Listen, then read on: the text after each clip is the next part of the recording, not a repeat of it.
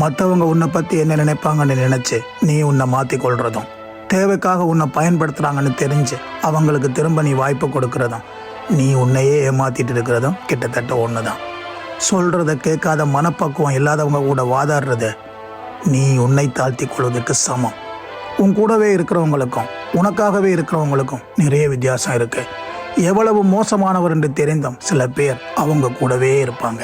உன்னை பற்றி எவ்வளவோ நல்ல விஷயம் தெரிஞ்சான், உன் கூட வாழ்ந்தால் நல்லா இருக்கலாம்னு தெரிஞ்சான், சில பேர் உன்னை பாதியிலேயே கட் பண்ணிட்டு போகிறதுக்கு நினைப்பாங்க. பிடிக்காத விஷயத்தை, பிடிக்காத மனுஷங்களை இழக்கிறதுக்கு ஒருபோதும் பயப்படாதே.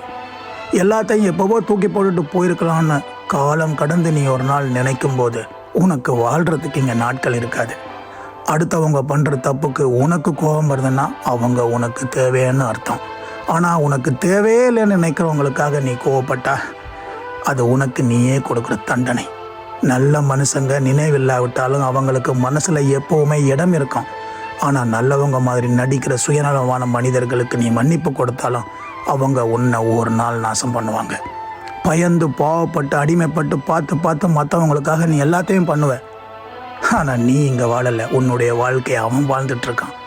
நேரம் இருந்தால் யோசிச்சுப்பார், நீ ஏன் பிறந்தேன்னு உனக்கே உங்ககிட்ட கேள்வி இருக்கும்.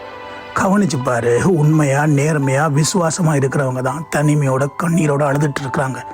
ஆனால் ஏமாத்தினவங்கள பார், திடீரென்னு அடுத்த வாழ்க்கைக்குள்ளே சீக்கிரம் போயிடுவாங்க. இங்கே லோயலாக இருக்கிறவங்க தான் சீட் பண்ணப்பட்டுட்டு இருக்கிறாங்க.